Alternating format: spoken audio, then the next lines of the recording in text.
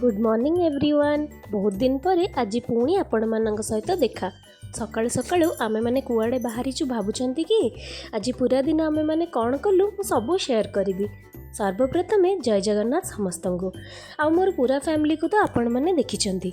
ई नुआ मेम्बर जन कहले मो गिला भाणीजी कुकी। आज आसवा खुशी रे आमे माने बाहरीचु बुली कुआडे कहूची कहूची सब कहूची। आगे सुंदर पहाड़ को तो देखंतु। किछि बाट गला परे आमे माने पहुँचलु ब्रेकफास्ट करने।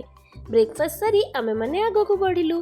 हाँ आज्ञा, आमे माने जाउछु बैंगलोर टू ओनली 130 किलोमीटर दूर रे थिबा होगेनकल फॉल्स।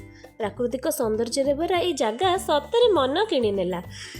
सेठी गेट रे एंट्री करू करू बाट सारा आमे देखिलु ढेर सारा माछ।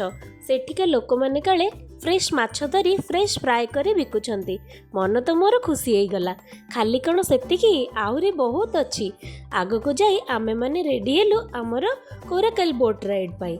सत कहबाको गले डर तो लागुथिला, हेले बहुत अलग एक्सपीरियंस। मु तो खाली सिनेमा रे पहाड़ पाखरे नदी झरणा देखिथिली, हेले सतरे ए जगह बहुत सुंदर आउ शांत जगह। खाली ताहा टिके खरा पई कष्ट होतिला ना। आउ झरणार एते पाखरे जाई आमे माने तो डरी जाइथिलु। राइड परे किछि समय खेली बुली समय काटिथिलु। आजकल व्यस्तबहुल जीवन भितर यही किछि समय तो मन को शांति दिए। निज पई टिके समय बाहर करबा निहाती दरकार। दिनटी हमर एमिति कटिला। मोर वीडियोटी आपण माननको केमिति लागिला निश्चय जणैबे। आउ चेष्टा करिवे ए जगह को थरे निश्चय जीवा पई। रहुची जय जगन्नाथ।